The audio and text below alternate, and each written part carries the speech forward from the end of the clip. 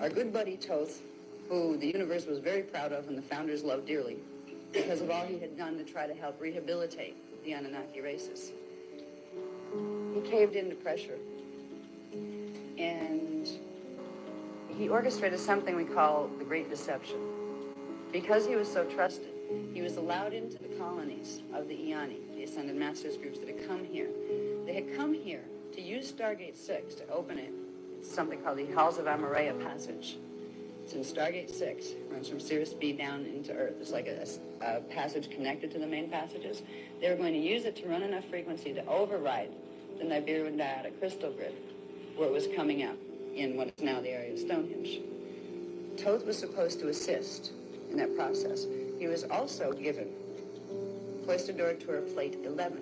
Now these plates are discs. They're small discs that store all of the information that has to do with the race history here, the planetary history, but also the race history that went up further into the higher harmonics.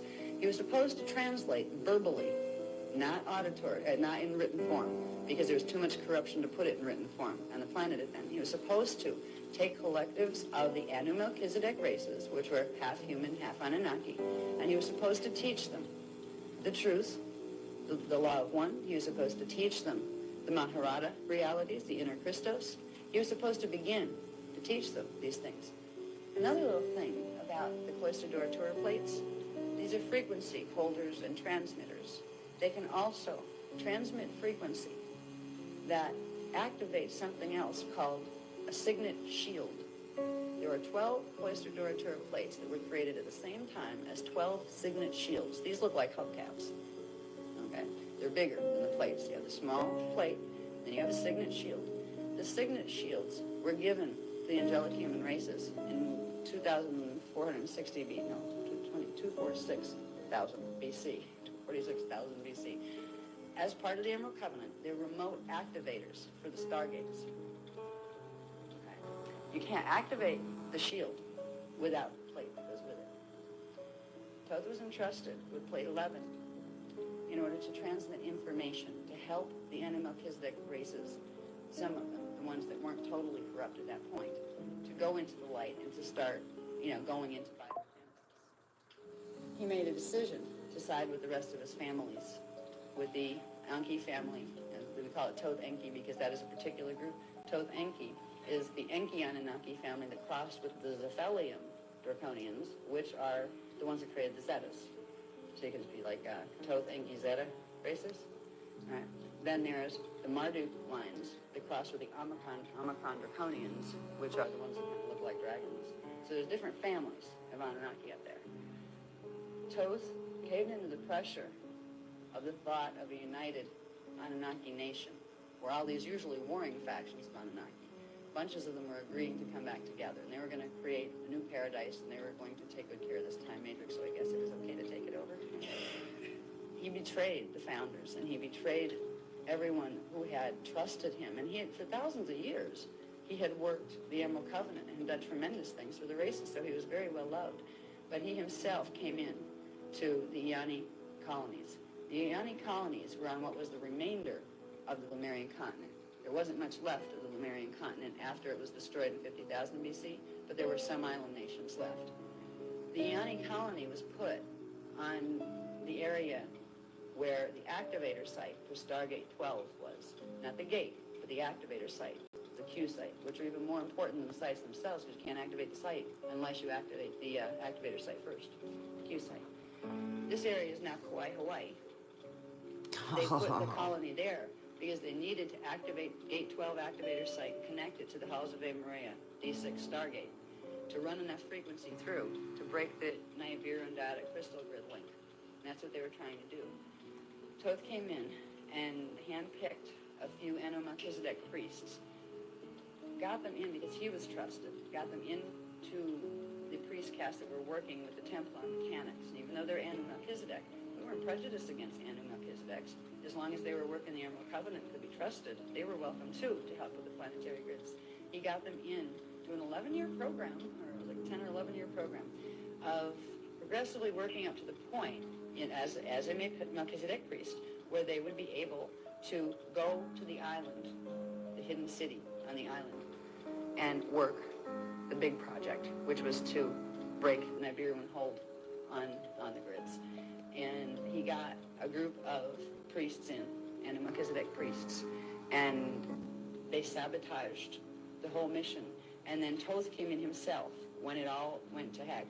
There were raids that came in directly from Nibiru, and Thoth was with one of them that landed in the Iani, on the Iani settlement. He gave them an opportunity, the Iani priests, they were given the opportunity they needed female breeders on Nibiru to get the codes. So the Iani women were offered an opportunity. If you don't want your husbands tortured and killed and sent over as basically fish bait to the corrupt Atlantean temples, we'll let them go, but you come with us. Thoth offered that deal. This is a good example of how wonderful things and horrible things can live in the same body. A bunch of the Iani women went to try to save their husbands. It was even worse, though, because the Great Deception came in here. They were told. Now, we were all isolated, and I say we because I was there. That was one of my incarnational places. Many of you were, too. We came into an experience where all of a sudden there are spaceships coming from everywhere, and they're landing on the island, and they're Nibiruan spaceships. Everybody's scattering. Oh, no, what happened? They had jammed our communication lines to the inner Earth races and to Sirius B, which were our main outposts that we could receive off-planet information. We were told that they had control of the planet itself, that they'd taken the whole thing already. We were told that Alcyon Council, that's the Palladian Council, that works with Sirius B and the rest of them, had surrendered because they had won certain battles. We would have been left to believe that there was nothing left. And they had said, if you don't agree to come with us, we'll not only torture your husbands, we're going to blow up the whole place because we don't need it. We'll get inner Earth, and then we'll destroy all the races on the face of the planet. So if you women of the Iani care about the other life forms on this planet, you'll agree to be our breeders. You'll agree to come to Nibiru with us. Because if you don't, we'll do horrible things to this planet. We were under the understanding that, this is really bad. They have control of the whole thing. And without Alcyon Council to hold Gate 5, that meant they had Gate 5, not just Gate 4. That meant that the only hope of fixing anything was to stay alive long enough to try to figure out what to do next. So a bunch of the Iani women, because they thought that that's the way the reality was, the way it had been painted, they went with them to Nibiru to be breeders. They didn't get to go before they got to be breeders. They had to make sure they were pregnant. There was a selection that was done. Only the best of them were chosen. Boy, did that imprint come through with us now. I think women get their total insecurity about how they look because they were treated like meat. Only the ones that had the right genetic characteristics, the right eye color, the right hair color, the right proportions, were allowed to even be selected. You got to remember, Iani women were guardian women. They also came in as part of what's called a gender twin set. They came in with their twins, something called the Maharic twins, which are their D12 level Christos twins. Mm-hmm. They're genetically bonded together, Iani twins. Male and female couples. They come in at the same time, and they have strand 1 through 6 polarized and separate, but strand 7 That's what a through true 12 twin flame is. are bonded.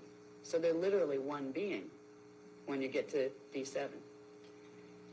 They split up the Iani gender twin couples, and they forced the women to become breeders of Anunnaki. They raped them when necessary. If they liked the one that didn't want to play the selection thing, go ahead, kill me and my mate, I don't care, we hate you. That kind of thing. You're doing something terrible, we're not going to help you. They would rape them instead, and if they happened to be able to get them to conceive, they would cycle. In 2003, 40